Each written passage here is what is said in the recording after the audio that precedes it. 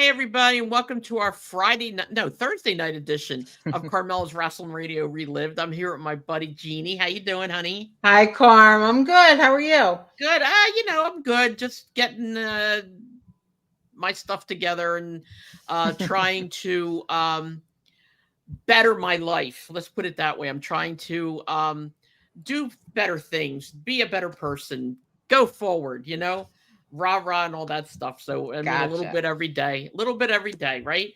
I had a little I saw a little saying that I copied and pasted and I sent it to my friend David, who's a very good friend, and it said there, um beauty, you don't have to have anybody's acceptance to tell you who you are and to tell you that you're a good person, that you're beautiful, that you're this and your soul and everything else. You're the only one that has to accept you. And this is what he's always trying to tell me. And I found it and I sent it to him today. And he said, "Oh, that's great. I love it. That's what I've been trying to tell you." I'm like, "Yeah, I know. But, I'm trying a little bit at a time. It's going to take some time, but bringing back the inner me out again. And you know that I've been trying to do that, right? So we're working on it, okay? But anyway, let's get right to our show. We have an interesting guest today. His name is Craig Prendergast. I always put the R in the wrong spot. Anyway, he has a very interesting story to tell. He has been involved in wrestling for quite some time. He was a referee and a few other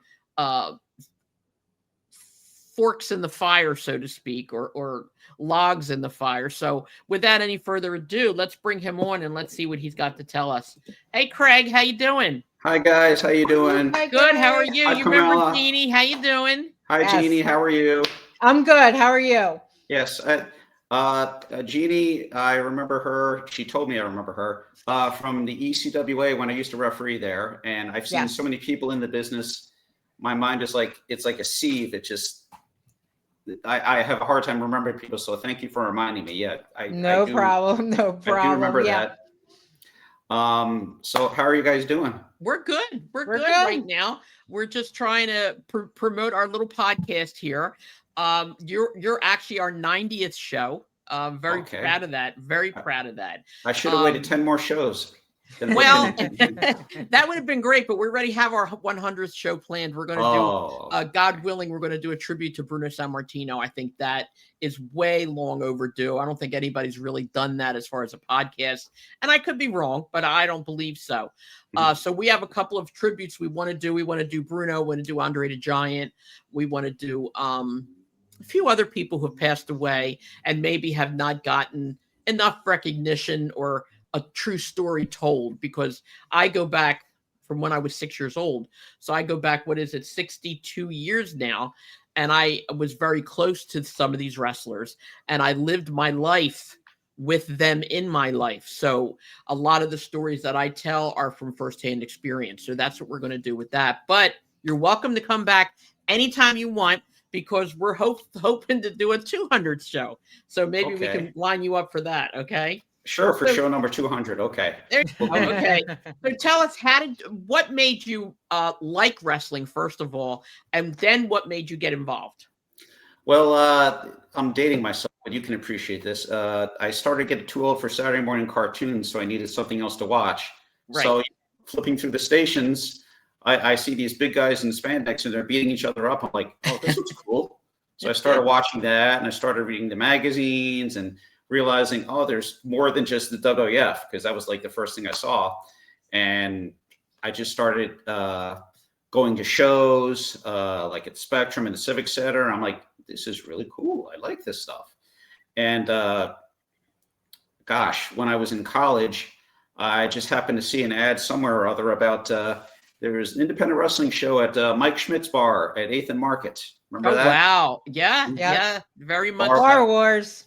Yeah. TWA, Joe's book uses a lot of my pictures from Bar Wars. That's like going, gosh, over 30 years ago. And that's where I was at that first one, at that first show. Yeah. Mm-hmm. Was it the first one with Cactus Jack versus JT? I'm trying to think. It might have been. Yeah, it was whatever the very first one was. That was the one that Okay. I was at. I didn't go to the others. Well, I would always take the subway down from Temple because I was going to Temple University at the time, and it was amazing. I mean, Cactus Jack dropped the elbow on JT Smith in front of me. He suplexed JT Smith on the floor in front of me. And I'm like, oh my God, this is amazing. And I started, taking pictures with my little camera. I didn't know that they'd be of any use, years down the road. Apparently, all the pictures I've taken at like independent shows, I realize now they weren't for me. They were for everyone else, like the wrestlers, posterity, whatever. Because a lot of times they're like, oh, you got pictures of this or that or whatever. And yeah, I'm just like, here, take them. Because I don't need them. I look at them from time to time, but I'm very disorganized is a very kind word to say. I'm more than disorganized. I just have like a closet full of albums and they're just all over the place. Yeah. But yeah, I started like, here's a bit of trivia, and I've always given Bay credit for this. When I started going to independent shows besides Bar Wars and Tri-State Wrestling Alliance, Bay Ragney. I know you have him on all the time. Yep. He was the first independent promoter who let me shoot ringside. Really? Ever. Wow. Yeah. It was for his Liberty. Was it Law? Liberty All-Star Wrestling, Liberty, correct? yeah. In 1995. I remember that. And I was like, oh my God, this is the coolest thing ever. And that's, I keep telling people, you're going to say that a lot if you stick with the business enough. This is the coolest thing ever. Oh, this yeah. You're right about that. Yep. It gets better and better and better and better. Yeah. Well, it's funny you say that. Years before you must be awfully young, but years before you. No, not as young as you think. My brother, Paul Heyman, Jim Cornette, a few other people were all taking pictures at the WWF. And they were some of the first people that were allowed to be ringside and doing, taking pictures and things like that. And, of course, Cornette came to be Cornette and Paul came to be Paul. My brother went on to do other things, college and all that stuff. But it was really, really, really a good experience. I'm sure it was the same kind of good experience for you to actually get your hands in there, and be a part of things as they were going on. So what did you do with your pictures? Like you said, you just gave them away. You never sold them. You just gave them away to people. Well, at the time, I'm kind of ashamed to admit this. I tried to sell them as much as I could to some of the boys because I was spending a lot of money on film. I wasn't getting paid for anything. I was. That's why I asked. So I'm like, yeah, you guys want some? Yeah, just give me a couple bucks for the pictures or whatever. And some of them were like, why should I have to pay for pictures? And I understand that completely now. Now, if I was in the same way, I'd be like, yeah, take them. But I needed money for film because I would pay for the film myself. I'd pay for the developing myself. I pay for the reprints myself. And I did it just for the love and the passion of the business because I love taking the pictures. I love taking the action shots. It was a lot of fun. Exactly. And I remember I have like very young pictures of like the Briscoes when they were kids, Steve Carino when he was a skinny little kid, and just all these guys when they were like youngins, and now they're like oldins, like me. Well, you're not an olden. You're a middlin. You're probably closer to Jeannie's age, I think, than mine. Yeah, it sounds about right. I'm going to be 55 at the end of the year, so. Okay, I'm older. I just turned 58. Yeah. And I'm going to be 69, so where I'm like way up there. But it's okay. I'm learning to deal with it more now. As time goes on and you age, your mind, your thoughts, they don't seem to ever age. Like in my head, I'm like, oh yeah, I can still do that. I want to do that. I want to go. I want to, and you picture yourself still at 19 and 20 doing these things. And then your body says to you, I know, I don't think so. I think you have to realize you need to stop. Okay. But getting back to what you were saying. So, I mean, what did you do after the pictures? How did you get more involved in wrestling? Okay. Well, I shot ringside for about 15 years and I was getting a little bit bored with it and my back was starting to hurt a little bit. So of course I did something far more safer than taking pictures, because my back was hurting. Right. I remember working for DCW taking pictures, and I was like, there's this one guy who was like refereeing. I'm like, oh, this guy's horrible. I could do a better job than this. And I'm like, why don't I? Okay. So I talked to the the promoter, Zach Connor, and we worked out an angle where like the referee got knocked out, and he's like, come here, I need a ref. So put the camera down, put the sweaty ref shirt on, and refereed like the last 2 minutes of the match. And then from then on, I was like a referee for DCW for a while. I actually I was trained by Mark Harrow. I give him all the credit in the world because he's a terrific trainer. And by the way, Mark Harrow was trained by Glenn Osborne. Oh, wow. Yeah, so that's there's a lot nice of to know. What's his last name? his last name's Harrow, Harro, Mark Harrow. Oh, Harrow. Okay. Yeah, he's not really in the business now, because sort of, but not really. But okay. But apparently Glenn Osborne has trained a lot of people. I found out. Now I don't know. Maybe you can verify this. Is it true that that Glenn Osborne had a hand in training the Briscoes? Honestly, I don't know, but I'm going to ask Glenn. We're going to have him back on the show. So maybe we can have him back on the show with Mr. Harrow and see what we can come up with. I don't want to speak for him, but that I do not know. That's possible. That's on his Wikipedia page, but well, then it's probably true. Yeah. Oh, okay. Yeah, probably true. He's trained like a lot of people, and I found out because apparently he's going to be inducted into the 1CW Hall of Fame. And when is it? That is on November, I have it written down here, November 8th, I believe. Nice. Where? November 8th. That is in Delaware. Yes. Wow. Delaware. Yes. Very nice. Very nice. Okay. Yeah. And we definitely have to have him on the show. Apparently, I'm going to be inducting him. I found out Really? Yeah. And I'm just like blown away because, I was working. We might have to come down there and see you guys. Well, I'm sure they love it. This is their yearly Hall of Fame show. I don't know if you can see over that shoulder. No, the other. That one. Okay, the other shoulder. You see on the wall there. I'm not good with that. Yeah, right there. We see it.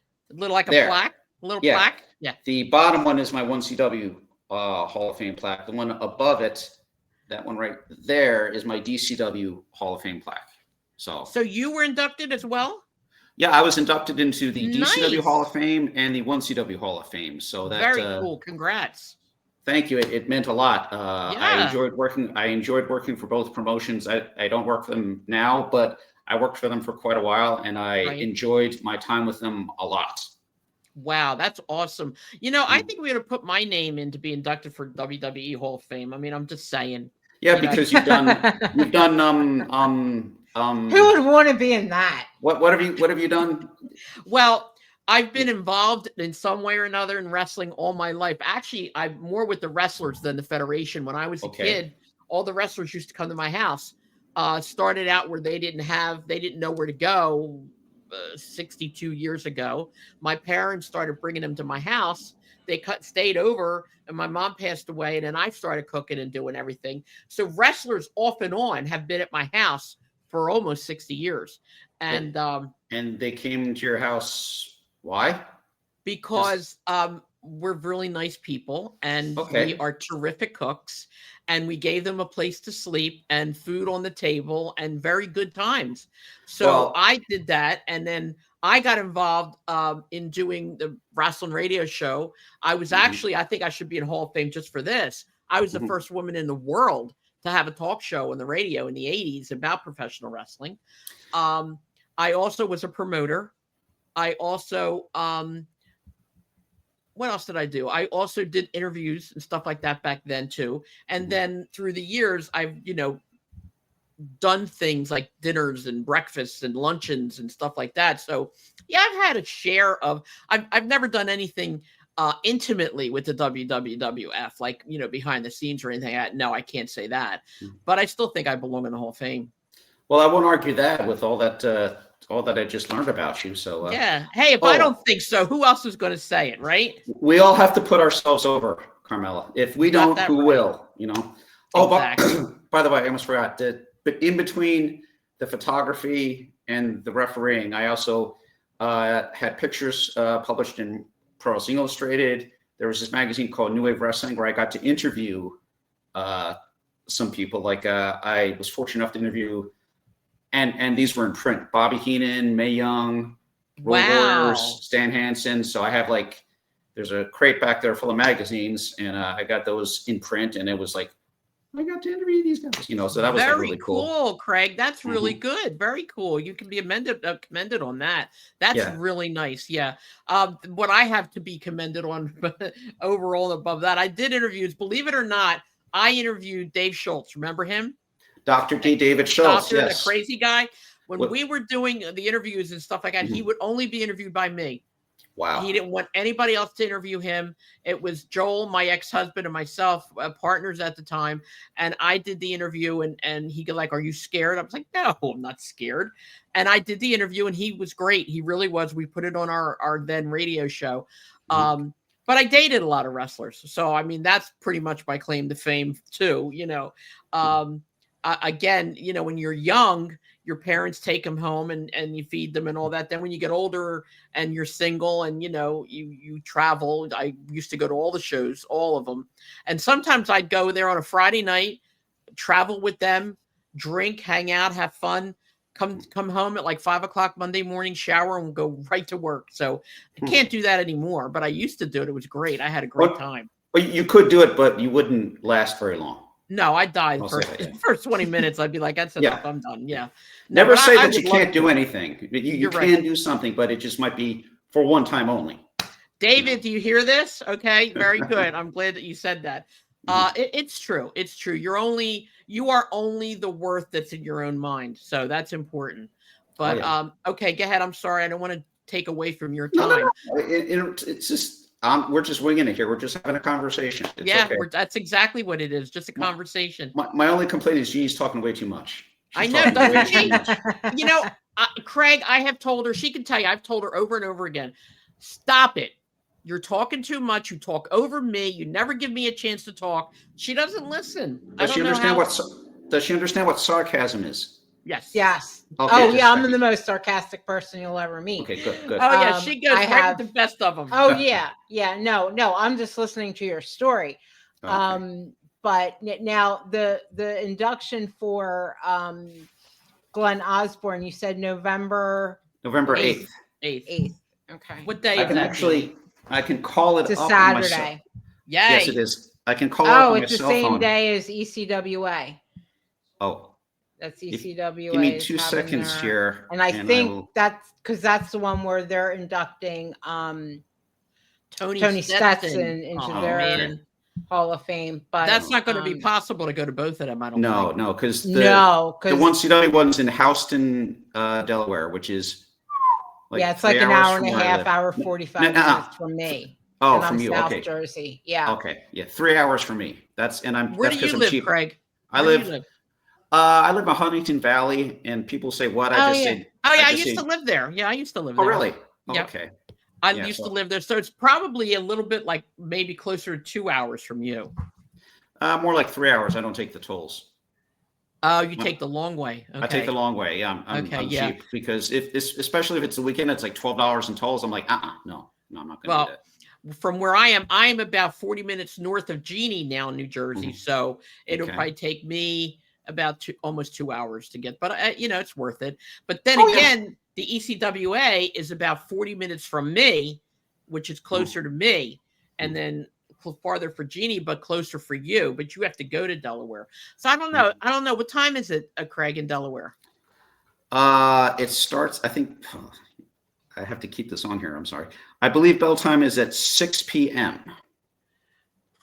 Yeah, it's going to be impossible to do both. Yeah, I thought maybe one might have been in the afternoon. Here it is. Doors open at 5, bell time 6. Yeah. Oh, so it's a wrestling match and an induction. Oh yeah. Anybody that we would know on the show? Do you know that? Yes. Rich Swann is on the show. I don't know if he's being inducted or not, but James Ellsworth, I think he's being inducted now. Okay. In terms of wrestlers, you got Sean Carlson, Chris Wilde. Okay, good. Who else? So Tiberius Asante. I love him. Yeah. Yeah. I love me the Bad Boys. In case, you don't remember, but I love me the Bad Boys. Yeah, well, I'd like to. I'm going to take the chance to apologize to him because I kind of got some heat with him. I won't go into why, but I will. Uh-oh. Yeah, and it was my And fault. that's a big entirely. boy to get in heat Yeah. with. It was my fault entirely, so I want to apologize to him in person. And if he Your doesn't fault accept, entirely? What did you do to him? no. I'm not gonna get into that. Remember, there's things you don't want to know. It's Okay, so what are the chances of him accepting your apology? I don't know. I'm keeping my fingers crossed and hope that does. That's all I want to do is I ask for the opportunity to apologize to him in person. Would you I'm like not to even looking to- apologize here first, just in case he hears it? You don't have to tell us why. Okay.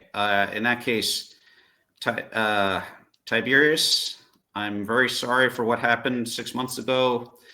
Entirely my fault. It was inappropriate, and I apologize for what I said. And that goes for Savion too. He's another wrestler on the show, and I want to apologize to him. I'd like to apologize to them in person. That's why I haven't said anything to anyone, because I was hoping for the chance to maybe at some point meet these guys in person, tell them how sorry I am, eye to eye. Good. As noble. the man. That's noble to do that. I accept full responsibility for my actions, for what I said, and I shouldn't have said it. And I apologize with all my heart. And I hope that they can find it in their heart to forgive me. And that's commendable, Craig. And I think that they should forgive you. I mean, again, I'm not going into religion or anything like that, because we don't do that here. But we were always taught that if somebody asks forgiveness, the right thing to do is to forgive them. So hopefully it will work out. And on that note, but there are some things they can ask for forgiveness, but some things are unforgivable. Jeannie is that that's person. true. So Jeannie I'm not saying what you person. did was unforgivable. Yeah. I'm just putting that out there. Oh, I know. I understand. So, because you can ask for forgiveness or but if something like, if you I understand. hurt a child purposely, sorry, you can say you're sorry, but that's unforgivable. I know. So all I can do is ask for the opportunity. Well, hopefully, no, absolutely. It's I understand that. I mean, Jeannie's got a heart of gold. Jeannie she would lay in front of a train for somebody. She would. Yeah. Don't make her angry though. Right. Okay. Because she doesn't take angry very well. Does she turn green and just start ripping the clothes off? Her clothes off. Yeah. Okay. Yeah. And then her hair gets real short, and it hangs in her face here, kind of. Wow. But you know what's funny? Okay. Yeah. And everything that she rips off, the funny thing is, only her sleeves and her legs rip off. I mean, nothing in between. Maybe her stomach. It's the darnest thing. I don't know how that happens. Just like I don't know, but the important stuff stays on. Yeah. But anyway, I truly hope that your apology accepted, and I think that was very commendable of you. Considering it wasn't a crime or anything like that, I think no. It was kind that you did that. Now, what part are you playing there that night? What are you doing? As far as I know, I'm just inducting Glenn. No, I know, but is that the only thing that you're doing? I might be in a battle royal. That's about it. As a wrestler, as a referee? No, as a wrestler. Yeah, I know. You're like, oh my God, yes, I didn't know you wrestled. Okay, well, we're skipping ahead a little bit. Okay, go ahead. Back up. I'm sorry. No, it's okay. It's okay. About a year after I started refereeing, Mark Harrow saw something in me, said, I think you'd make a good manager. And I'm like, no, I can't do that. No, I don't, because I was like, my self-confidence was, but I was like, okay, I'll give it a shot. He's like, and it's funny because the gimmick that I wear, and it probably shows up my name is showing up on the screen, Craig Z List. That's my gimmick name. I was going to ask you about that, but go ahead. He gave me that name, Mark Harrow. He gave me that name. And I hated it at first because I thought of Craigslist, and I thought of all the bad things that happened on Craigslist. And I'm like, that's what I was thinking about. Yeah, well, I didn't like it at first, but now it's like, it's caught on. I just use it like all the time. It's like people sometimes say, hey, Z-List, what's up? And I'm like, yeah, that's me. Okay.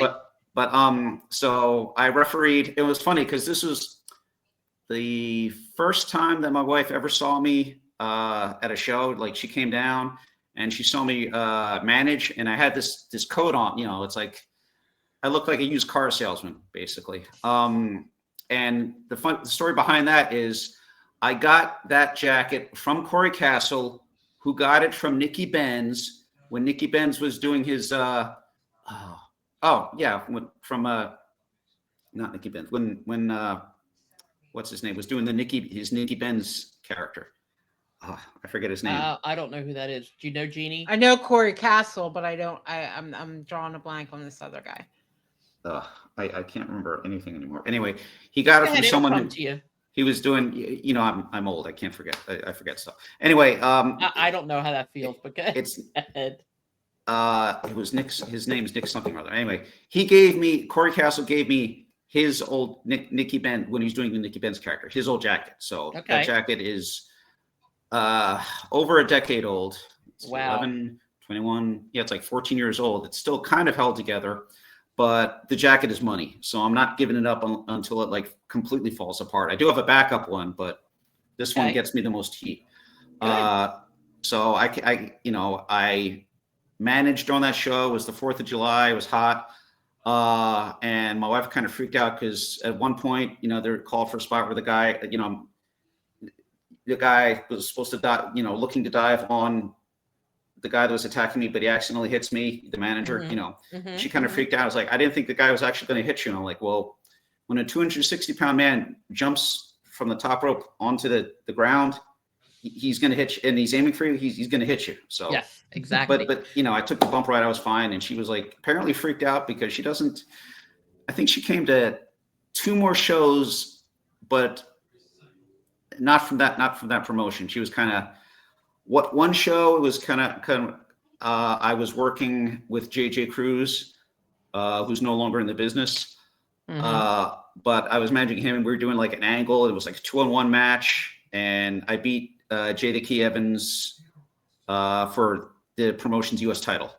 Okay. So I wanted her to come and see that because I wasn't sure if I was going to win or not, but just in case. She was there. My brother-in-law was there. My cousin was there. And I'm like, yay. So I was like, really, I was still a heel, but I was like, it's like what manager wins a title. So good. That was really good. If you look, you can kind of see, okay, I moved away. You see that shiny thing like right there? Mm-hmm. That's a replica of it.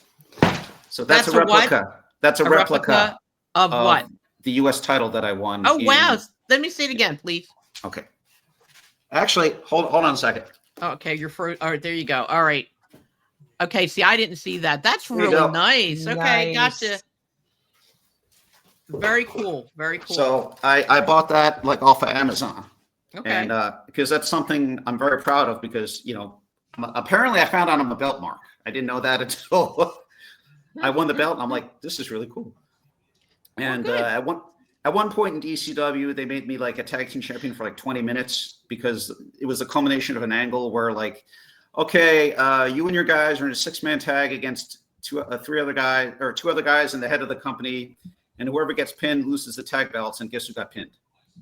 So I held it for like 20 minutes, but it's on the wall. It's a picture. There's a picture of me with the belt on my Hall of Fame plaque. So. Well, hey, look, he held it longer than CM Punk when he won, and then the belt was the suitcase was handed in, and that was the end of that. So you held it longer than some people. I'm not expecting whatever I get. I'm happy with. I don't expect like anything. I don't have any like, I'm not gonna stop until I get a world title because I consider myself like a manager and a referee. And I've had this discussion with my trainer, Mark Harrow. He's like, you're a wrestler. I was like, I'm not a wrestler. He's like, have you been in the ring? Yes. Have you engaged in a wrestling match? Yes. You've won titles, haven't you? Yes. You're a wrestler. You're a wrestler. So like, you're a wrestler. I'd have to say that too. Okay. Now, what made you not stay in as a wrestler? It hurts a lot. And actually, it's not just that. It's honestly, remembering all the spots. That is, I don't know if anyone ever says that wrestlers are not smart or they're idiots, whatever. You try remembering all the stuff. Try cutting a promo before your match, remembering all the spots in your match, cutting a promo after the match, and doing that with like 5 minutes notification. How about this? When the wrestlers were years ago, when I was a kid and before then, there was no school. There was nothing. They learned everything in the ring as they went along. When you walked in the ring, all you knew was who was going to win. You didn't know the finish. You didn't know any props. You didn't know any spots. You didn't know anything to set you up. So you went in there and you got, that's it right away. And that's how you learned. And a lot of them, because we had Davey O'Hannon here, remember, Jeannie? Yep. And that's how you learn. You learned in the ring. And unfortunately, sometimes that ended badly. So in a way, I get what you're saying, but in another way, be grateful that, you know, you are learning and you're able to learn when to do a spot or what's going to come your way, because it could be the opposite way where you wouldn't know and you turn around and somebody's clocking you right in the face. Like I used to always tell everybody when they said wrestling was fake, I used to always say, okay, it's cool, you know, but picture this, you're on the floor, you're on the mat. And like you said, you got a 200-300 pound guy jumping off the top rope. I don't care who you are. No one can change your weight in midair. Okay. I don't care who says what. So no matter what, no matter if there's a way to fall or a gentle roll or whatever you want to call it, you still got a 200 and 300 pound man or woman in that case, jumping off the top rope, landing on a vital part of your body, which is probably your lungs or your heart. And you can't change your weight in midair. So yeah, it is going to hurt no matter what anybody says. So, you know, and you experienced that yourself. And by the way, anyone who doesn't believe in God, they change their tune pretty quick when that 200 or 300 pound guy jumps on them. And what do you say? Dear God, help me, right? All of a sudden they find religion. Yes. Yeah. Oh God. Yeah, exactly. I haven't had a 300 pound guy. I have had an elbow dropped on me, and I've been splashed off the top rope as well. Oh, wow. So yeah, that's how I lost the 1CW. I was a 1CW tag team champion as well. That's how I lost the 1CW tag belts, because I'm always the guy that gets pinned, because, you know, I'm the former in 1CW. I started segueing from like a manager to kind of like a wrestler. It was like a wrestler / manager, but then I stopped working with them. And, but I was, yes. So mainly I'm a referee and a manager. Like I could tell you this Saturday, I was saving it for the plugs at the end of the show, but I'm refereeing at Pro Wrestling Unplugged. You're refereeing what? At Pro Wrestling Unplugged, Johnny Cashmere's promotion. Really? Yes. Okay. Very cool. Oh yeah, Johnny. Very okay, cool. I know Johnny. And where is that going to be? Well, since you asked. Oh, that's the one that Devious Cast was talking about. He's going to be there. He's the one at the King of Prussia Mall. It's at 22 King Street in Mount Holly, New Jersey. Oh no! It's Mount Holly. Okay. Yeah. Okay, October 25th, 4 p.m. bell time. 22 King Street, Mount Holly, New Jersey. So that's Saturday. All my plugs. Okay. All right. So that's the one that Chris Wilde is going to be on that we talked about earlier. Is that the same one, Jeannie? Oh no, they're in Maryland. Never mind. That's Maryland. Okay. I think Chris Wilde is doing ACW, and not the Jason Knight ACW, but the I think it's James Ellsworth ACW. I don't know if he's still running it or not. I don't know, but it's in Maryland. He does that a lot. That's like his almost like a home base for him. Yeah. I want to ask you a question, Craig. You said you were dropped slammed off the top rope. No. I wasn't slammed off the top rope. Someone jumped off the top rope onto me. Oh, okay. I thought you were thrown off the top rope. Oh God, no. I couldn't. Because I was going to ask you to tell us, how do you prepare for something like that? Now, with somebody falling on top of you, how did you prepare for that? I closed my eyes and I went. It's just like you won't feel it. They were saying I'll barely touch you won't feel it. I'm like, if you don't see it, you don't feel it, right? Well, I didn't really go like I was like, you know, and I felt the elbow. I was like, the elbow's not bad. Okay, I got the splash. That's not bad. But I have taken a choke slam several times, and that it's like choke slams. You gotta cooperate with the guy, and actually. Who was I going to say? The guy that I want to apologize to choke slammed me, and he was very Tiberius. Tiberius Asante. He choke slammed me, and he was very carefully took care of me. Did a great job. I looked at it, I was like, oh, that's horrible, because I didn't jump well. Because the guy my partner, who was actually a wrestler, he took the choke slam. I was like, boom. I'm like, that's not bad. Then he went, and I'm like, damn, that's what I wish it looked that good. Yeah. But I know how to jump and just kind of, tuck your head. And if they're good, they guide you down, Right, know. right. Well, I And noticed that when they do it, it's kind of like they kind of almost hold your back a little bit too, yeah. and they help you. Years ago, we were told by wrestlers, and I don't know, you can still see it now if you watch a wrestler taking somebody jumping on them. A lot of times you see them stiffen up and pull their arms up like that Oh, at they the go like last this. minute. They go like Yeah, and this. they tighten their stomach up. Yeah. Yeah. I Yeah. mean, you have to do something where your guts could explode. I mean, Yeah. you don't You want have to do to. that. You lean up and you Mhm. get your hands like this. I'm not exposing the business, am I? By saying No, this. there's No. no. Okay. It's kind of like your email. There's no kayfabe here. Okay. Okay. Yeah. You love my. Um, You love. I thought you'd I appreciate my liked it. email address. I Yes. did. I Thank you. liked it a lot. Yeah. I did. It Okay. was cool. Now, But these gentlemen that you want to apologize to, are they going to be in the battle royal? I don't know. They're kind of. I was just told I'm going to be in the battle royal as a courtesy. I don't even know. It might just be pre-show. It's like a nothing. I don't mind not being in the battle royal. I wasn't expecting that at all. I was Right. just. I wasn't even expecting showing up at the show, honestly, until I got a text from Sean Hardy. He's like, "Would you like to come down?" I was like, "Sure." I was like, thought at first it was like, "You want to come down for the Hall of Fame?" I'm like, "Yeah, sure. It's nice of you to offer. Thank you." And then he's like, "You want to induct Glenn Osborne?" I'm like, "Heck yes, I want to induct. I've known the guy for over like 30 years. I definitely do." He's so great. Glenn Osborne is a class act. Oh, Yes. I tell you, we love him beyond words, and his wife is gorgeous. She's a sweetheart too. But he is to see how he wrestled with the chains and the makeup and but then to see him as a regular person, it's like completely night and day. He is the sweetest, kindest, gentlest man you will ever meet. And Glenn, God bless you. You are prime, very Yes. prime. And he's been through Yes. hell and back again, but he is amazing. He's a wonderful person. Really Yeah, is. And he deserves it. Oh yeah, he. I know he got into the ECWA Hall of Fame some time ago. Right. And I know that right now, as far as I know, last time I saw him, he was walking with a cane. Yeah. But Yeah.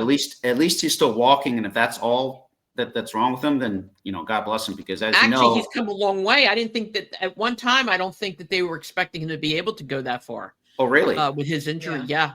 But he's Okay, well, he's still going to physical therapy, from what I understand. And God Okay. willing, at some point he'll be able to get rid of the cane too. So I'm Okay. praying for that. Yeah, he's a wonderful person. Oh my God, he is so wonderful. You can't say enough nice things about that man. You just can't. Yeah.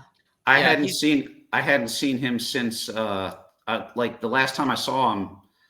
I don't know. It had been like, I don't know, years, decades, whatever. And when they had that the Jim Kettner like reunion show, Yep. that's where I saw him again. I was like, Yeah, we were there. Yeah, we were there. We were there for that. You didn't yeah. see me? Oh, I was there too. I refereed a couple matches. Did you? I probably. Which match did you referee? It was the one with the what were those? The three guys with the bow tie, the chick magnets. That match. Okay, I remember them. That's the one where yeah. I told you, Jeannie, that one or two of them were wrestled so well, and I don't remember their names. Yeah, I remember that now. I remember seeing you. Was that the one that Aiden Chambers was in? I know he was on a show. I think he was in that one. I know that because I remember the name Aiden. Yeah, because one of the chick magnets couldn't make it, so he did a video tribute, and that distracted Aiden or whatever, and that got the pinfall. And I did one other match, and I can't remember what it is off the top of my head, but I got to see. But you know what the funniest thing was? When I got there and they were talking about things, and they're like, "Yeah, and we're giving this lifetime achievement award to Brandy Mankiewicz," and I'm looking around, I'm like, "Where is she? I don't see Brandy anywhere." And she's like standing right next to me. I'm like, "Brandy?" Because she's like totally, completely changed. She looks like a totally different person. I don't know if do you know Brandy Mankiewicz? No, I don't. I don't. Oh, okay. She used to work for Pro Wrestling Illustrated, and she used to be this skinny redhead, and she looks completely different now. And it was amazing to me. I mean, she's either married or steady boyfriend or whatever, because her guy was with her. And she looked so much healthier than the last time I saw her, and I was like, "That's good." I just didn't recognize her.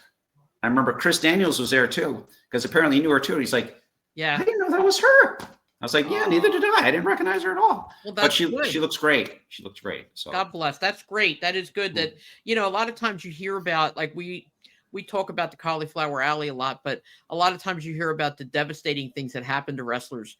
after so many years of wrestling. So to hear that somebody is healthy and doing better than they were is always, always great to hear from no matter who it is. Yeah, So that's a blessing. That's a blessing. it really is a blessing. We're going to have, as a matter of fact, at the end of October, we're going to have Rich Engling here again to tell us about the last Cauliflower Alley reunion. He's a wonderful man as well. He's very, very kind, and he does incredible things for people. He and Brian Blair. Brian Blair is the president. But it's incredible what they do. But anyway, again, we'll go back to you. I'm sorry. I tend to drift every once in a while. I will say just to now. You guys have nothing to apologize about. Thank you. I don't know if you were at the last May 3rd, the TWA One and Done show. I went to the convention, but not the show because the tickets were kind of a little too pricey for me. So what I did do, I think I wound up going to, what did I do? I don't know. I didn't go to the show, but I went to the convention. So I got to see everyone, and I got everyone to autograph everyone, and I got to say hi to Joel again for the first time in like years, and got a copy of his book. During the show, Rich Engling actually refereed one of the matches. Really? And I don't want to, but he's in his 70s. Yeah, that's why I'm like shocked, because I think I remember this guy. He did a great, but he actually did a bump falling outside the ring. Oh. And I nearly had a heart attack because I was like, oh my God, but he was fine. Okay? He took it, and he agreed to do it. But he said that, up there, it was like, wow, this ring is a lot higher than I remember back in the day. Kind of like when you walk back into your grade school, and it looks so big when you're little, then you walk in as an adult and it's like this big. Yeah. God bless him. Yeah. But he did that. And he was a good sport, and he did a great job. That takes major cojones to do something like that at that age. So much respect to him for doing that. I got news for you. It takes a lot of cojones to do getting out of bed sometimes at that age, But that's also what you missed that night, and something I will talk about forever. Breaker, I call him Matt all the time, but Breaker Morant when his match with Chris Wilde. They literally, and I am telling you this, not kidding for a second, okay, kayfabe or not, okay, they literally threw each other through real, honest to God, doors. They actually went and purchased doors before the matches. I went up purposely to see them. They were real doors, and they threw each other through doors and broke them. We were waiting to hear from Chris and Matt that they were like, in the hospital that night, but they did it. I don't know how they did it, honestly. I'm talking 60 years of wrestling, and I don't know how they did it. And again, that's why you got to believe that there's, because they could have been seriously messed up. And by the way, absolutely known Chris Wilde for years as well, too. Very nice guy, extremely talented. Don't know why he never got signed. I know he's got it all. He's got it all. He does. He's a good, very good wrestler. He did do some small things in the WWE and in AEW. Also want to congratulate him too. His daughter, God bless her, she's gorgeous. She just had a prom, I think it was. Yeah. And he had pictures on Facebook. Aww. But and he's a dad. And I remember her when she was a baby. Well, I know he named his son Owen after Owen Hart. I remember that. Yeah. And he's I've known him for so long. He's such a nice guy, and he's such a talented worker. He's a great guy. And you know what? He's another one. Do anything for you. He really is a good person. Yeah. Yes, he is. So tell me, do you plan on continuing to stay in the wrestling business? Even into your little glory years? I will say this. I'm going to keep doing this as long as my body lets me, and probably beyond that, because what I'll do is I'll keep going, and then I'll get hurt, and I'll say, I'll stop. That's it. Then I'll be like, you know what? I miss it. I can do it again. I still got it. I'll go back. I'll get hurt again. And then I'll take the time off, and I'm like, this is for real this time. And then like 5 years later, I'll be like, I got one more in me. I'll come back. And you know what? It is. Isn't that true that once, no matter what aspect of wrestling you're involved in, or maybe any sport, once it's in your blood, it's in your blood. I don't care who you are. It's like even the small involvement that we've had, over the years. when you've been around it that long and it becomes a part of who you are, it's like ridiculous. You can't stop. You just can't stop. Like I remember, go ahead. I'm sorry, Craig. That's okay. I don't know what I would do if I didn't have pro wrestling. I'm not going to say that pro wrestling saved my life, but it got me into the best shape of my life, because like when I started doing when I went from like photography to like refereeing, it's like I started like working out and going to the gym, and the training was just, I trained in a barn. Okay. So cold in the winter, hot in the summer, but that made me a better man. It made me a better person. And I'm glad that I did it, and I would do it all over again. Absolutely. And it just, I still, to this day, even though I'm not training anymore, I still do my exercises. I still try to keep in shape. Like, for example, I live on the 5th floor of an apartment, and there's a shopping center next door with a CVS. My wife says, "Can you go to CVS and get blah, blah, blah?" I'm like, okay. I walk down the 5 flights of stairs, walk to this shopping center, get the stuff, walk back to the apartment, walk back up the 5 flights of stairs. And I'm like, here you go, dear. That's wonderful. And I couldn't do that if it wasn't for pro wrestling. I would not be in this shape. It has done so much for me and has brought me so much joy and happiness in my life.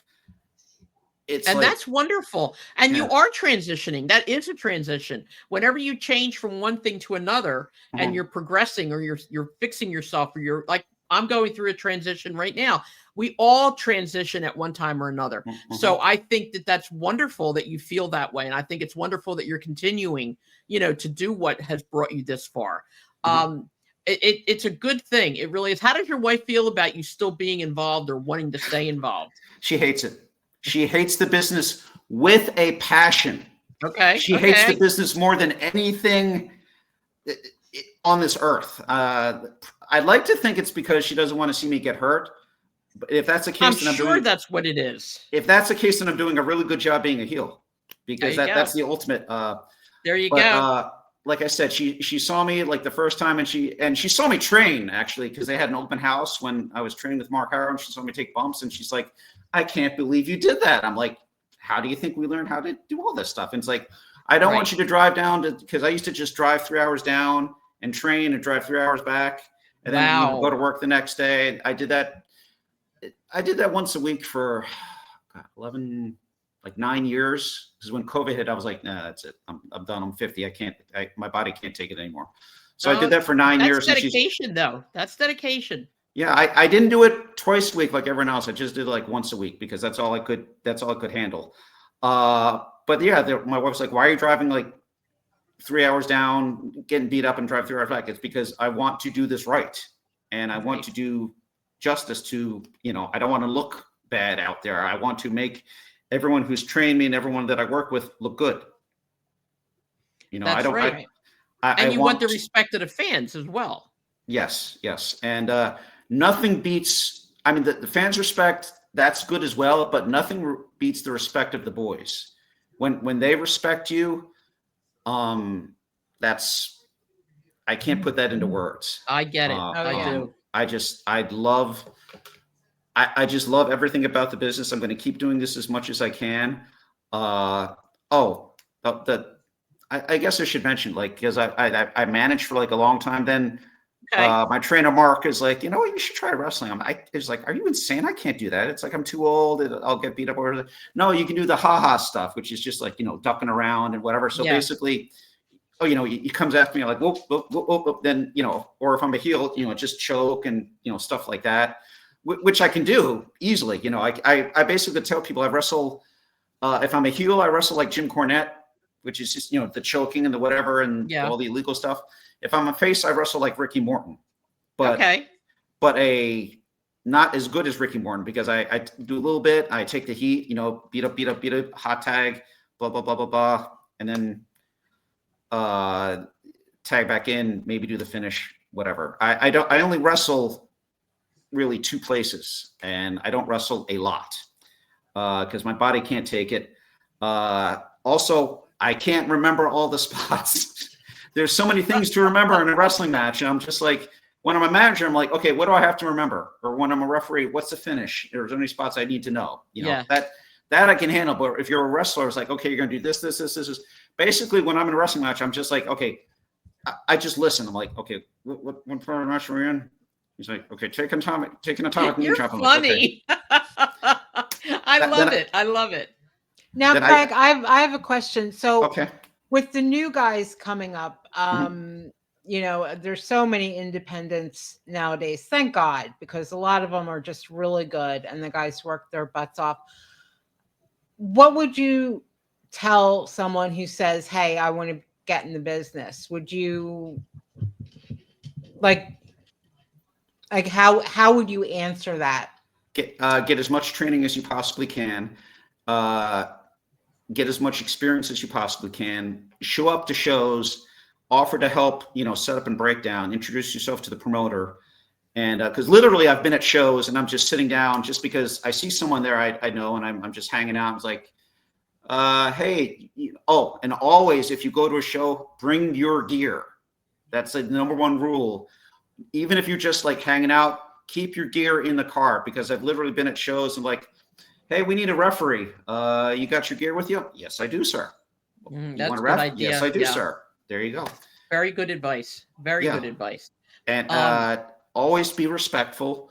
Always, especially when you get in the business, train as much as you possibly can. Make contacts, network yourself, plug your matches. Basically, my Facebook page is half my appearances, and if I get pictures or film of it, I put it on there, and half of it's anti-Trump. The other half's anti-Trump. So there you go. That's my Facebook. Not to be political, but Okay. Okay. So I want to ask you a question. Now, as a referee, all right, don't you also have to know the hot spots and all that stuff yes. too in order? Yes. Okay, because like I was going to ask you, what would you do? Like, I don't know if where you wrestle they have the intercoms, the ear things, and all that stuff, but what would you do in a case where a wrestler, was injured or bled or whatever? I mean, would you ever take it upon yourself to change the outcome, or to just, do they ever tell you just use your own knowledge? If they're really hurt, like if I see them like knocked out, Okay. the X throws up. I had to do that one time early in my career. It scared the heck out of me. But also, if they're bleeding, I'm like, take it home. Okay. Depending on where it is, and if blood is not allowed. If they're hurt, but if they say, give me a minute, I always check on them. And I'm like, if they're hurt, like, give me a minute. I go to the other guy and I'm like, tell him, I'm like, give him a minute. He's hurt, blah, blah, blah, blah. And not a lot of times, sometimes, okay, this is finished, blah, blah, blah, blah, blah.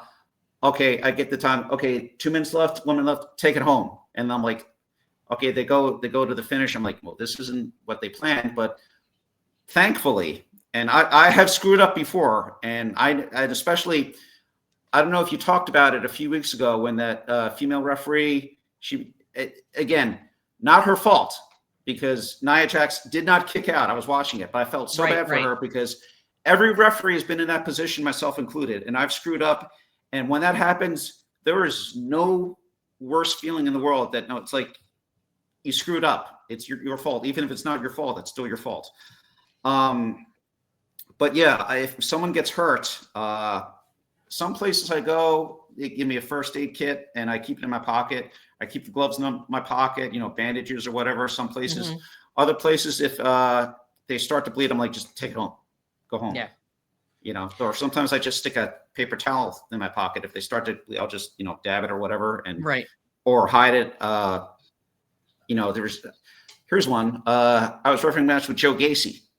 Okay. We like him. Yeah, this was years ago for 302 Pro Wrestling, and he got the win. 1, 2, 3. Rolled out of the ring, disappeared. I'm like, where'd he go? Like, what happened here? Wasn't he supposed to celebrate or something? And I asked him afterwards, what happened? Where'd you go? He's like, I started bleeding, so I got the heck out of there. I'm like, thank you. Oh wow. Yeah, but he got it in because I couldn't tell, and I was the referee. Oh, and if I couldn't tell he was bleeding, no one else could tell he was bleeding. So. Exactly. I feel like a proud mama, and I always say this when I see any of the local guys, indie guys make it, and see him on TV. Like, I love seeing him on WWE, but I hate the way they're using him because he's so much better than that. But it's like a proud parent moment when you get Okay. to see these guys, you know? Can I show you something else? Yeah. See if I can sure. move my chair a little bit here. Absolutely. Okay, those are some of my shirts, and you see the Right. awards there. Here, I'll turn the computer. Okay. See all Oh, that? nice. Yeah. These are Wow. guys on the right. Basically, that's all ECW because I went to Okay. every ECW show in Philly, like every single Okay. one, with Cool. the exception of maybe a handful. Now, in that glass case, that's like right there. Right. Those are guys I've refereed matches for. Oh, wow. And those Very are cool. they have their own figures. So I got to get straight again. So I'm not crooked. That's all right. You're good. There we go. Okay. So yeah, anytime that I get to work for a name, I'm a mark for working with the names. You know, Yeah. we're all Exactly. marks. Everyone in the business We is are. a mark. Oh, we all are. We all are. Yeah. We say we're not, but we all are. At Yeah. one point or another, there's something that grabs you. You know, there's something that you mark out for. I mean, it's all there is to it. Like, I've said over the years, like I have an incredible love for good talent, whether it's an older, younger, male, female. And I always say that, you know, Will Ospreay here, he's one of my faves, and he's just a kid. But he's excellent. He's so good. And I mark out. We had Baby Doll on the show. I marked out for her. I sometimes you just do. You can't help it. Now, let me ask you a question. You said that when there is a problem, now we've seen almost all federations do this. You put the X up, okay? That means that there's trouble. I need real help. This is not, you know. Match is over. Right. Call the EMTs down. Exactly. Do you know where that originated or why it's that particular sign? I do not know. I was just taught that if something goes really bad, you throw up the X and Right. the match is like over, and they come down and help them out. Like if they got really messed up. Okay. All right. Because I've seen that over the years. I was never privy to know exactly where it came from. I'll have to do some research on that. But you know, it's how long have you actually been in the business altogether? I know you said from when you were a kid, but here's an interesting. I answer that with a question first. Do you count photography as being in the business? Absolutely. Okay. Absolutely. And over half my life, because I started shooting ringside 1995. So oh wow. Okay. So 30 years. I did ringside photography from 1995 till about 2010, and I was like training from like 2010 to 2011. And I was a referee from 2011 to 2012, just a ref. And then I started managing in 2012. And I started wrestling a couple of years ago, unless you count like this one odd match. I had like one, like you had the odd match here and there, like, you know, put the referee in the ring so he gets beat up kind of match. I had that a couple of times. Okay. But I started wrestling like, I'd say a couple of years ago, maybe 2 years ago. I don't wrestle like full time. Like I would never go to a promotion and say, here, I want to wrestle. No. And if a promotion came up to say, hey, can you wrestle for me? No. I do that very selectively for, you know, a few people and for like just a few specific promotions. I do not want to wrestle full time because I can't remember all the spots, and I know I don't want to make anyone look bad. Well, I have to tell you, honestly, from talking to you when we first started talking, I'm really happy and honored that you agreed to come onto the podcast and that you talked about. You did say to me, if I'm not mistaken, and correct me if I'm wrong, that you don't usually listen every week, but you heard about us. Is that correct? Yes. Would you like to know? I can give this person their props. She's probably listening right now. This would be Michelle Harms. Okay. All right. You know her? Yeah. She's the one she love her. raves about you guys. She loves you guys. Oh, Michelle's awesome. We love Michelle's her. Awesome. She is wonderful. She watches, and it's funny because when we do an AEW recap, like we try to do recaps, and we're trying to get people to at least give AEW a chance. Just watch it a little bit. I'll give you a comparison because I listened to a couple of your shows. I know you're like you don't listen to my shows, but I listened to a few of the podcasts, at least for a few minutes. Okay. And you were debating the merits of AEW. Here's my analysis. WWE has the better storylines. Okay. AEW has the better wrestling by far. Okay. But AEW storylines are very, very thin and not really there. WWE, great storylines. They really go for long-term booking, especially with the whole Cody Rhodes, Roman Reigns storyline. Love that. The Bloodline. Okay. I mean, it's dead now. They're beating a dead horse now. But Yeah. the Cody Rhodes, Roman Reigns storyline, when you thought he was going to win, but he didn't, and they dragged it out for another year, beautiful. Loved it. Right. And well, I agree with you. And the only thing I don't agree with is I think sometimes, like you said, the Bloodline is dead. You know, they're beating it with like a dead horse. Sometimes those really good long stories get beat up after a while. Yeah. In the AEW, I personally, like we were saying last week, that it makes me feel like, or makes us feel like, we're going back to old school, which is what I really like. That's what where I the like. storytelling is done in the ring. Right. Okay, that's It's a good not point. a Just the setup promos, of, you know, right, exactly. and all of that, which yes, WWE they have some good promos and things like that. Just for me, the wrestling is subpar.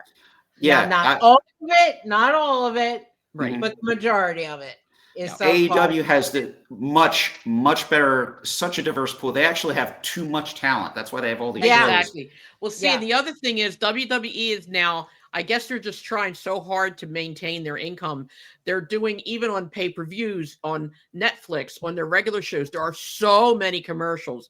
And we were talking about this too when we did our recap. AEW's most recent pay-per-view was Wrestle Dream.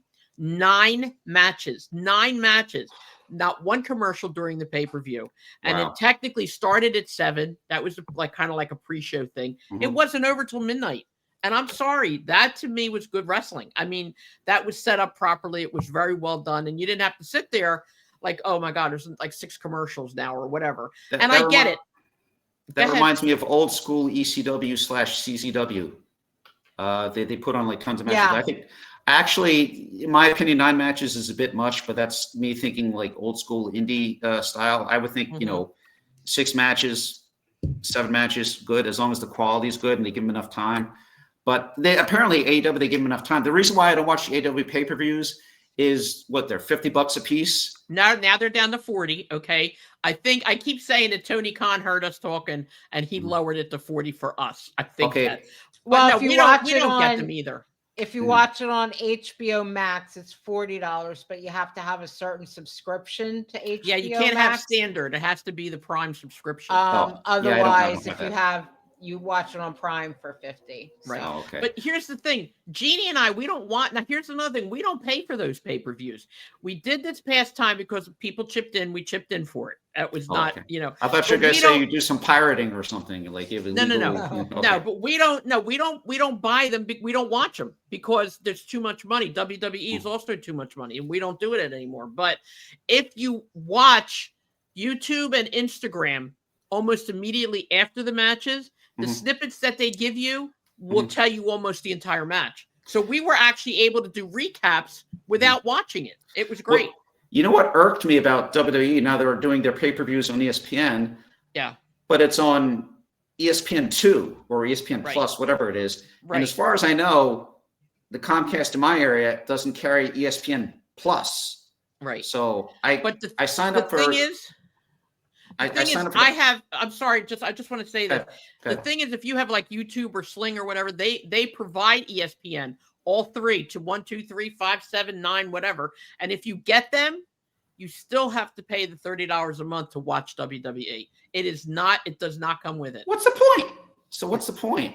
Yeah, it does not. WWE wants their money. So it does guess not what? come with the program. They're not getting my money. You know what? They shouldn't have done that whole thing with Peacock, because with Peacock, you got everything for free. For $10. Yeah. I know. At least I can still watch the NXT big shows for free on Peacock. And there's exactly. that. Yeah. But yeah, we don't do pay-per-views at all. We really don't. Like I said, we did just one, because we wanted to see it. It was going to be really good. And I got to tell you that Darby Allin and John Moxley match was beyond. I heard you raving about that. It was beyond great. If you go on YouTube or, like I said, Instagram, look up AEW, the snippets that they show are unbelievable. It's really good. It was really good. The return of Sting, and oh my God, it was good. It was it was great. So the thing with Darby Allin, you got to be careful though, because you work that kind of style, and you're going to shorten your career, and you can shorten your life. Well, I was going to say Nick Gage, Jeff Hardy. Look at them. Yeah. Exactly. Yep. So Exactly. I fear for his long-term His health. future. Yeah, His future, exactly. yes. And the Yes. thing is, like Johnny was saying, in order for you to climb Mount Everest, which he did, okay, Mhm. you have to be in extremely good physical shape. Your lungs have to be very good. You have to be able to breathe Well and not breathe, conditioned, yeah. right, well conditioned. But like you said, Craig, I agree 100% with you, because when he gets to be our age, okay, that's what's If going to happen. if he All right, gets to if be he our does, age. he's Mhm. going to wind up with osteoporosis. He could wind up with arthritis. He could, I mean, it's all a gamble. It all is a gamble. And you figure, out of all the wrestlers that have ever wrestled, I'm going to say 75% of them have wound up with terrible health problems. That's what Oh, I'm yeah. saying. Oh, yeah. And That's Now, some of why them I didn't don't even like make it. I don't like going. Like I remember going and it was an ECWA match, and it was Breaker Morant, Matt, and Corey Castle. And they was this had one where the he was? barbed wire bat. Yeah, I actually took Corey to the hospital. Or I went to the hospital because he was gushing. He was so, yeah. I went to the hospital with him. Yeah, I met him at the hospital. I remember saying to him, "You afterwards, like you got to go." And he was like, you know, Mr. Man, or he was like, wrestlers, you know. they And never I wanna said, get- "Look, No. yeah." And I said, "No, look. Listen, you're a grown man. You know your own body, whatever. But I'm telling you, you need a tetanus shot, and because it's something Stitches. You need so stitches. little and stitches, something so minor to get taken care of. Because if you don't, it's going to turn into a huge problem. Yeah. That could have been easily avoided." And I agree. I'll just super glue it. It's okay. I'll just yeah, super no, glue it. that and in a case like that where there's that much bleeding, God forbid, Yeah. They could have lost enough blood to die. Period. Okay, they could have bled out. The thing that I've heard with the bleeding is if you get enough blood in your eye, it's like really bad for you. I forget exactly why, but you can't get all that blood in your eye because you can't get it out. That's another thing. You can't get it out because if you notice when the wrestlers bleed, they never put their hands here. They might go like this or like, but they never put their hands over their eyes. And whatever happens, happens. But yeah, it's a lot. There's a lot of stuff that fans don't know. They just like, look at it. It's like, oh, wow, that was cool. But they don't realize that even in a case like that, if you don't go to the hospital, you get up in the middle of the night and start rebleeding if you don't get that taken care of, So that's a tough decision. But Craig, I'm going to tell you, thank you so much for being on our show. Now, where are you going to be before we go? Where again let me are get you going to be? my plugs. There you go. Pull it out. Okay. This Saturday, October 25th, I'm refereeing for Pro Wrestling Unplugged, 4 p.m. bell time, 22 King Street in Mount Holly, New Jersey. Friday, October 31st, Halloween, I'm actually refereeing for Wrestling and Recovery at Pyramid Healthcare in East Stroudsburg, Pennsylvania. Bell time of 2:00. That's you can still have time to trick or treat. Yeah, Wrestling Recovery is actually a pretty good promotion because they preach a drug-free lifestyle. That sounds like what's his name? Come on, Jeannie. Who else does that? Chris Amino and Gary Wolf. Oh, okay. I didn't know that. Yep, And let's down see. in Florida. Oh, okay. Yep. As I said, on November 8th, which was a big shock to me, I'll be at the 1CW Hall of Fame presenting. Hopefully this still happens because, cards subject to change. I'll be presenting Glenn Osborne his Hall of Fame award, and which is richly deserved. Yes. And it's doors open at 5, bell times at 6 p.m. And this is at 143 Broad Street in Houston, Delaware. It's at the Houston Volunteer Fire Company, not Houston, Houston.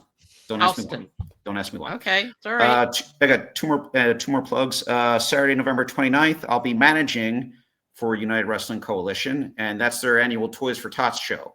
Wow. So it's a free admission with an unwrapped toy.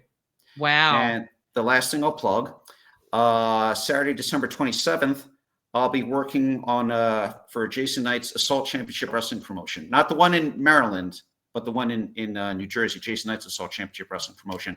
And as far as I know, it's at 301 Bluebell Road in Williamstown, New Jersey. Bell time is 7:00 p.m.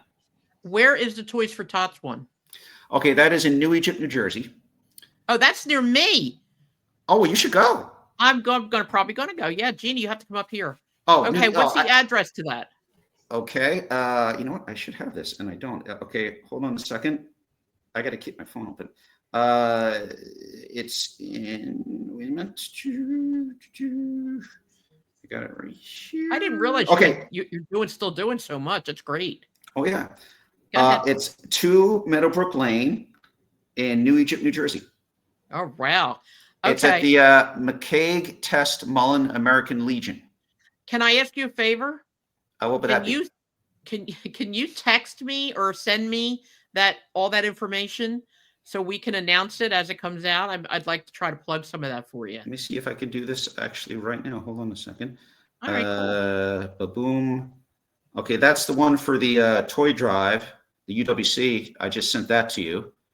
Do you want the other ones or just all of them? All of them. Oh, all of them. Okay. Yeah. Well, I'll send them all to you later. That's the one. Send them all later. This way we can, announce them or decide, which ones we're going to go to and stuff like that, because we got other stuff coming up as well. Please come to the November 29th one. Then I can say hi to you like in person.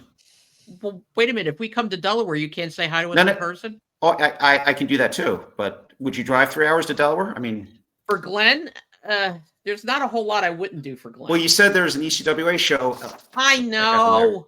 So we got to think about it because there's, we love Ryan Kavanaugh too. So it's a lot to think about. Mm-hmm. But yeah, Ryan's a good guy. Ryan's a very good guy, by the way. Yes. Mm-hmm. Ryan's been on our show several times. God bless him. He's a great guy. Yeah. We've been to several of his shows.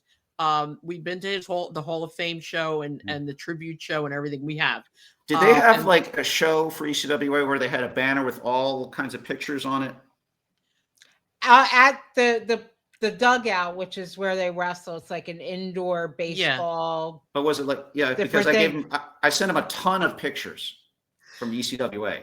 So what they have up is they'll have pictures at huge posters, and they have it at every show, up on the wall where of all the people who have wrestled there. Like they got Bryan Danielson up there and all all people in their thing. I think they have a poster of John Finnegan now, and and then they have there's so many. And then they had that real big screen where they have a lot of stuff, flashing over there all the time, like a TV screen. Yeah. Oh, I know. So they have a lot of stuff. I think I volunteered. I sent him like a ton of pictures from like old school ECWA. So I don't know if he used them. I think he said he put them on the ring apron or something for. I'd just be curious. It may be a show that we didn't go to, so I don't know. But yeah, we've been to several. Yeah, but that's great. He's a nice guy. I'm looking forward to meeting you in person. I've never met you, and I'm looking forward to meeting you. And please come up and introduce yourself, because I'm not going to remember what you look like now. I mean, I see you now, but it's like you come up to me, I'm like, who are you again? Because it's like my mind. So many people come up. Hey, Craig, how you doing? I'm like, hi. Where do I know you from? Well, I'll tell you what. Jeannie, so that's not going to be too hard. Well, I have purple hair. I only said to him like before the show, before we went on, I remember you from reffing at ECWA shows when my I can't tell you how many times people come up and they're like, hey Craig, I'm like, yeah, hi, what's up, who are you? And not that I mind, because I love when people come up and say hi to me. I just don't remember. Exactly. Well, like I said, I have purple hair. I doubt that anybody in the whole audience is going to have this particular color. So if somebody comes up to you with purple hair and says, hey, it's me. Well, there was a guy at the last show had purple hair, but not a woman. Oh, stop. I don't know if you can see it. You can see a little bit. Yeah, I see it. Yours is all purple. His was purple-ish. Yeah, it's all purple. Been like that for years. And I've had a lot of people think that when you get to be a certain age, you should stop living completely, So people are like, you're 68 years old. Why do you have purple hair? Because I'm a hairdresser and I love it. And you're 68 years old. Why do you have a podcast? Because I can and I want to, and I love wrestling. You're 68 years old. It's all I have to hear all the time. Why are you? Why? Because I want to. Because I can. Those are the people that are dead inside. Yeah, I mean, I'm not dead yet. Everyone needs something to feel passionate about, and I am extremely passionate about pro wrestling, and I probably will be until the day I die, because it's in my blood and I can't get it out. You know? And other than family, that's what I got is pro wrestling. And it breaks up because I work all the time. And it, you know, Jeannie does, you do, and it breaks it up. It gives you something to come home to. Like if I have a podcast that night, I'm like, yes, I have a podcast. Or, you know, it does. It gives you something to look forward to, a show to go to or whatever. Yeah. And I love it. I love everything about it. And I don't care whether I agree or don't agree or whether I like it or don't like it. I still love it. And there's a difference between liking it, not liking it, but you love it. It's a difference. It's gotten me in the best shape of my life. I There used you to be go. like 220 with a big thick beard, and I didn't care. But you know, once I got in the business, I got in shape, and I'm staying in shape. You know, There you go. You could still have the beard though. it's a pain in the butt having to trim it and everything. I just shave it. I get it. I get it. I know. It's hard for me. Not to a do fan mine, of too. facial hair. So Yeah. yeah, no. I do. I trim mine every day, and it's horrible. That was supposed to be funny. Okay, but anyway. yes, I'm laughing. It was funny. Did you get it? No, I only had to say it twice, Craig. Okay. I'm It's not thick. funny if Sometimes you I forget keep stuff. repeating it. That's okay. That's okay. I just wanted to say thank you again. It was an honor, Yes. honestly, to have you on here. Well, I'm it was really my grateful. honor. It was my honor to be on your show because I know Thank that you. the history that you have, and now that I Thank you. remember Jeannie, and so we guys have some history. So thank you for everything that you've done, Carmela, especially Thank for you. starting up Tri-State, because if it wasn't for Tri-State, I wouldn't have gone to Bar Wars, wouldn't have gone to ECW. And Well, let me tell you, let me get this out straight. I had nothing to do with Tri-State, but thank you very much. It was all Joel. In all fairness, Joel and I had parted ways before he started Tri-State. Their promotion that she did with Joel was called Seroma. Seroma. Now, in And all then fairness, when their partnership ended, Joel went on his own and started Tri-State. My ex-husband and I got Joel involved. It was my ex-husband and I were 2/3 owner. Well, We there got you Joel go. involved. Yeah, so we started the whole thing. So I still give you credit for that. Thank you. Thank you. I Okay. appreciate that. Thank you very much. But anyway, you have a great time. We will definitely see you soon. And you send me that list and we will definitely, you know, prompt it for you Okay, as just we go along. Yeah, keep plugging it and just come up to me at shows because I'm not going to remember because I got the brain of like, you know, it's like a sea, things fall through and I can remember ECW matches from like 30 years ago, but you know, what I remember Not what you did yesterday. Yeah. Not what I did last week. It's not that bad yet. Exactly. My youngest son, he says I have some timers. Yeah. Not all timers, some timers, because some things I can remember. Mm-hmm.